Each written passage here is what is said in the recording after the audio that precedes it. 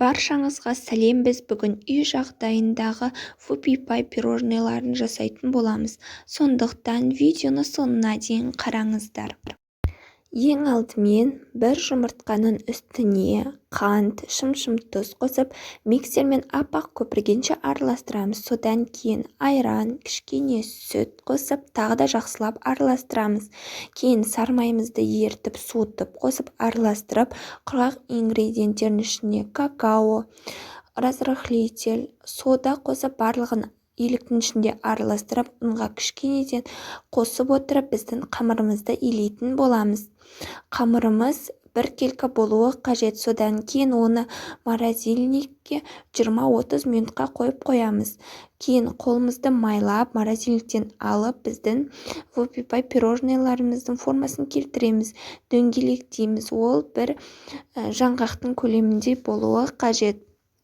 Барлығын жасап болған соң, оны 180 градуста 14 минут пісіріп аламыз. Піскенін ағаш таяқшамен білсеңіздер болады.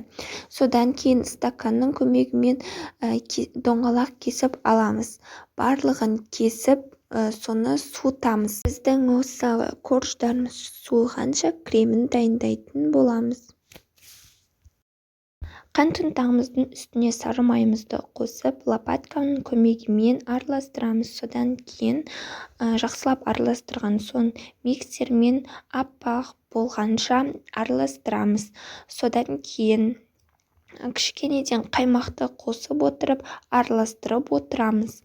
Содан кейін біздің осы креміміз дайын болады.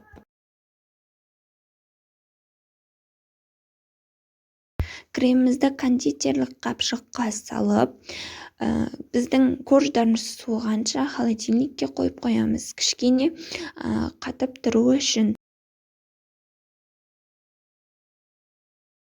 Біздің жаңағы корждарымызды аламыз. Менде 12 корж шықты.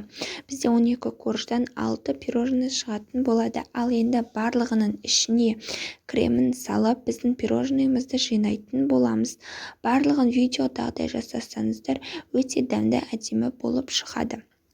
Бұл біздің вупи-пай пирожнойларымыз үй жағдайындағы қолжетімді азық болып табылады. Барлығын салып болғаннан соң жинастырып, біздің осы вупи-пай пирожнойларын дайындаймыз. Осы жасалған пирожнойларды кремі қату үшін, яғни кем дегенде 3 сағатқа, ал егер уақыттарыңыз болып жатса, бір түнге қойып қойсаңыздар, кремі өте жақсы сіңетін болады.